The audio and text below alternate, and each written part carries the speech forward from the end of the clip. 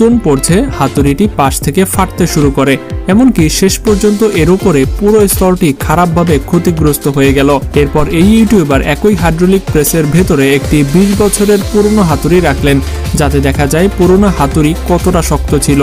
আচ্ছা, এই press machine চীনের হাতুড়িটির তো 12টা বাজিয়ে দিয়েছিল, কিন্তু 20 বছর পুরনো হাতুড়িটির ওপরে এই হাইড্রোলিক প্রেসের কোনো প্রভাবই পড়ল না। দেখে মনে হচ্ছিল যেন হাতুড়িটির কিছুই হচ্ছে না।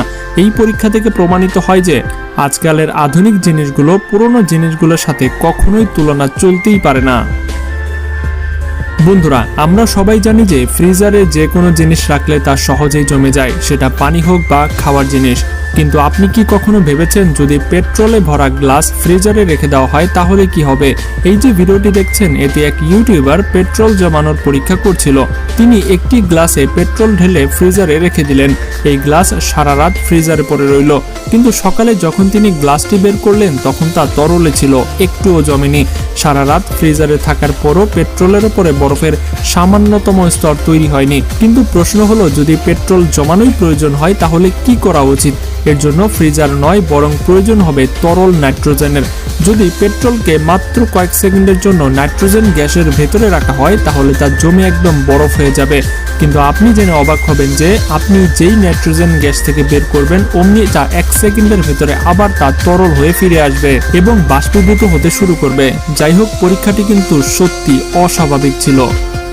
বন্ধুরা, কার্টুন দেখা প্রতিটি শিশুই পছন্দ করে। আমরা সাধারণত যে কার্টুন দেখি সেগুলো অ্যানিমেশন বা সিজিআই প্রযুক্তির মাধ্যমে বানানো হয়। কিন্তু কি হবে যদি এই প্রযুক্তিগুলো ছাড়াই আপনাকে কার্টুন দেখার সুযোগ মেলে? এই যে ভিডিওটি দেখছেন, এতে এক ব্যক্তি খাবার প্লেটে কার্টুনের বাস্তব অ্যানিমেশন তৈরি করে ফেলেছে এবং দেখে মনে হচ্ছিল যেন এই কার্টুনগুলো সত্যিই প্লেটে ঘুরছে। মজার ব্যাপার হচ্ছে, আপনিও এই পরীক্ষাটি বাড়িতে চেষ্টা করে লাইভ কার্টুন তৈরি করতে পারেন। এর জন্য আপনার প্রয়োজন হবে কিছু রঙিন মার্কার।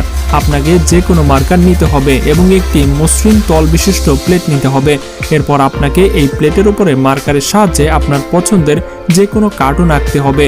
কার্টুন আঁকার পর প্লেটের এক পাশ থেকে পানি ঢালা শুরু করলেই আপনার আঁকা ছবি জীবন্ত হয়ে অ্যানিমেশনে পরিণত হবে, যেমনটি আপনি ভিডিওতে দেখতে পাচ্ছেন। কিভাবে এই কার্টুনগুলো প্লেটে না যাচ্ছে? আসলে এটি ওয়াটারপ্রুফ কালির কেরামতি। যাই হোক, পরীক্ষাটি কিন্তু দারুণ ছিল। আপনাদের কেমন লেগেছে সেটা কিন্তু কমেন্টে জানাতে ভুলবেন না। বন্ধুরা, আমরা সবাই জানি যে আগুন ও পানি দুটি ভিন্ন জিনিস এবং এরা কখনোই একসাথে থাকতে পারে না।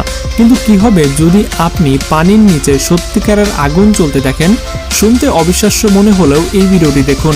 এক ইউটিউবার 1000-এরও বেশি দেয়া সেলাই নিয়ে সেগুলো জুড়ে একটি কাঠামো তৈরি করলেন। এরপর তিনি একটি